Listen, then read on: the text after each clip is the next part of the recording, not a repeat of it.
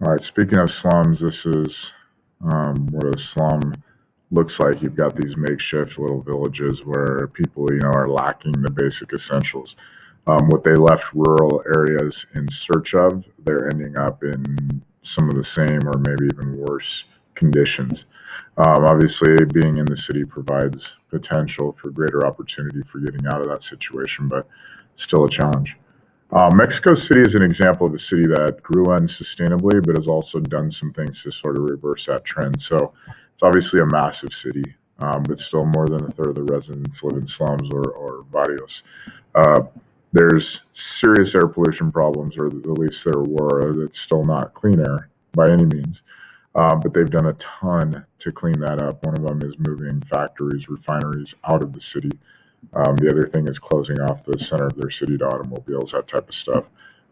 They've also put in some programs to reduce water usage, to conserve water, to recycle water, all those kinds of things to make it better with regards to that.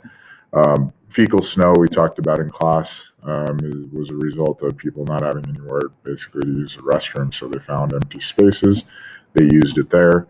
That stuff dried up, was picked up, and people were actually, in addition to breathing in pollution, they were breathing in the fecal matter as well. So there were a lot of things that were making people sick. Mexico City is massive, not just in population, but in terms of the space that it takes up. Another challenge with trying to manage things and keep them sustainable and get things to everybody. Transportation. With this one, we talk a little bit about some cities are more conducive to mass transportation than others. Temecula is not. San Francisco is.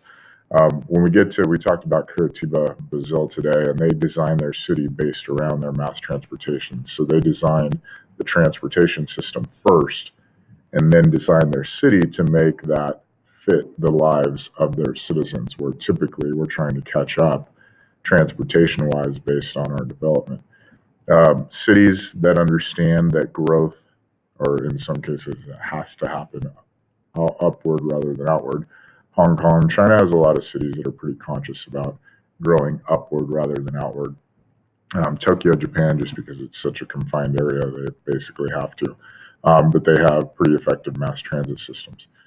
US and Canada, we have more of the sprawling suburbia type areas where the automobile is king. Advantages of automobiles: mobility, convenience, status symbol, does supply some jobs. Disadvantage, disadvantage, or at least the biggest ones, largest source of outdoor air pollution. Southern California, it's by far the number one source of air pollution. What makes the air unhealthy to breathe, specifically in the summer months because of photochemical smog, is automobiles. It's helped to create suburbia in Southern California. These highways that connect all these areas, these major cities, allows people to live in their house and commute to work. And unfortunately, we don't necessarily have effective means of mass transportation into and out of the city in Southern California. This is our method of transportation. Reducing automobile use for full cost pricing, basically higher gasoline taxes. California has some of the highest. A lot of that ends up going to road improvements, not necessarily cleaning up the mess that all of this makes. Rapid mass transit, a lot of people are opposed to it. It's expensive. It only is going to serve a certain population. It would take a while for the infrastructure to be able to connect lots of major cities together. And so it's one of those things that the public isn't too keen about. Other options: raise parking fees, toll roads, charging to drive down into the city center, car sharing. We talked about in class, where rather than owning a car, basically you pay for a membership to share a car. Alternatives to cars: bicycles, heavy rail systems, light rail systems. We saw the video. One of the videos today was the light rail system in the trolley, so to speak, in San Diego County. They have a light rail system. Heavy rail systems are ones that are moving much more rapidly. Typically, they're carrying larger volumes of people. You have buses. Rapid rail systems are more of a train between larger areas. So we have one that runs kind of from Riverside to Los Angeles. I didn't ask you about any of these advantages, disadvantages. So the importance of land use planning. This is the stuff we talked about today. And land use planning is basically determining where you want your growth to come from in the future. So it's all about zoning things and making sure that your zones fit the growth that you want to happen. Mixed use zoning kind of dominates, and the problem with it is it leaves the use of land open to kind of the developer and what they want to do rather than the city kind of dictating. To some extent, certain cities are better at land use planning than others. Temecula is pretty good at it. Marietta is pretty good at it. So we try to, designate certain spots to only become this or that. Smart growth reduces the biggest thing is it reduces dependence on cars. It creates kind of these central areas where people can congregate. Uses zoning laws to make sure that the growth only happens in specific areas. It really aims to reduce and direct urban sprawl.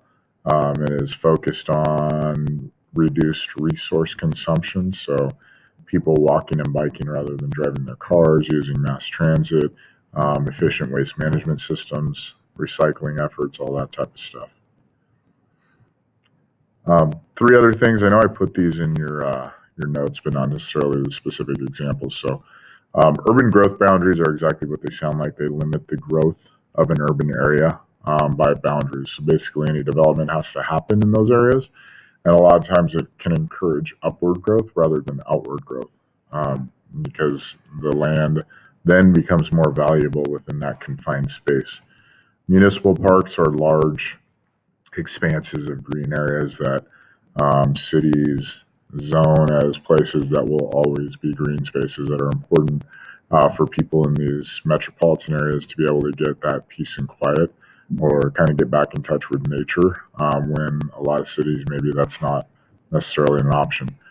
Green belts, what this is more of an area that surrounds cities that is sort of an area that's left green, and it sort of creates the same idea as an urban growth boundary, but it's kind of this boundary of green area that you want to kind of stay within as you're developing your city. Kind of gives you a reminder of how you want to kind of limit your growth. Central Park. All right, how can cities become more sustainable and livable? Eco cities, we talked a lot about this. Some of the challenges are growing their own food. And this part comes with just land use planning. New urbanism.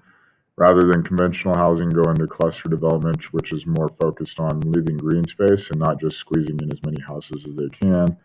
New urbanism, walker, biker friendly. Mixed use, meaning you have homes and businesses, so people don't necessarily have to travel out of their neighborhood to get things. And then Curitiba, Brazil. We watched the video on this today. They have a very highly developed mass transit system that they've actually designed their city around. A large portion of their people use it to commute. They also, the center of the city is where the kind of their cultural area, where typically it's kind of the economic hub of a city. With this, it's much more a place where people go and congregate and go to restaurants, movies, those types of things. What allows that is Curitiba has this little setup where typically this is where all your financial centers, all that type of business centers are. They have them more kind of on the edges of where these bus systems are coming in. The centers of these little branches of their development, so that this center city is left kind of protected, and this is really the area for the people where they go for certain things.